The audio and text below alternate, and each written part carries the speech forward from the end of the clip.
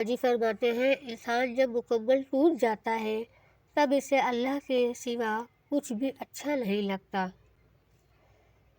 عورت وہ نہیں جو ہزاروں مردوں کو دیوانہ کرے، بلکہ عورت تو وہ ہے جو ایک ہی مرد کو 1000 بار دیوانہ کر دے۔ بابا جی فرماتے ہیں جب عورت خود کو زمانے سے چھپانے کا ہنر سیکھ جاتی ہے تب وہ اپنے آپ سے جیت جاتی ہے۔ ہم سفر خوبصورت نہ بھی ہو مگر قدر کرنے والا ہونا چاہیے، کیونکہ گھر پیسے اور طاقت سے نہیں بلکہ محبت اتفاق سے بنتے ہیں۔ تلخ حقیقت، اگر عورتیں بھی غیرت کے نام پر مردوں کو قتل کرتی تو مرد صرف بایولوجی کی کتابوں میں ملتے۔ اگر کوئی آپ کو کھونے سے ڈرتا ہے تو اس کے اس ڈر کی عزت کریں، کیونکہ جس دن اس کا یہ ڈر ختم ہو گیا اس دن آپ کی حیثیت 2 ٹکے کی رہ جائے گی۔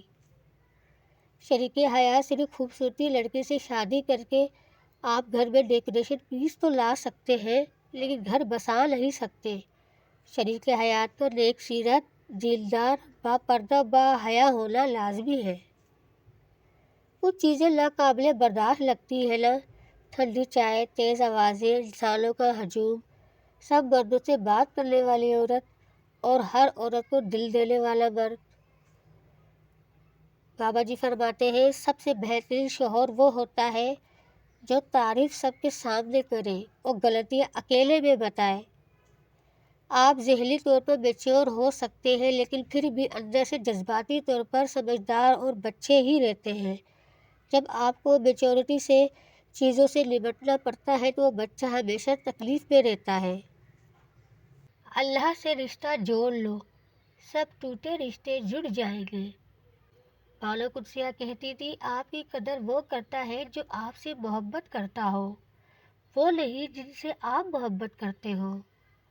بعض دفعہ چیزیں کھو جائیں تو نہیں ملتی، ان کا لیبل بدل بھی نہیں ملتا، اور بعض انسان پر جتنا اثر دوسرے کی سوچ کا ہوتا ہے اتنا کتاب کا بھی نہیں ہوتا۔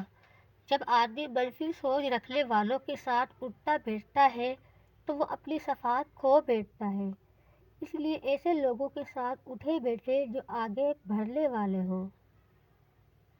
اتنی تکلیف برے حالات کی نہیں ہوتی جتنی اس شخص کے منہ سے تسلی کے الفاظ سن کر ہوتی ہے جس کی بدنیتی سے آپ آگاہ ہو چکے ہوں۔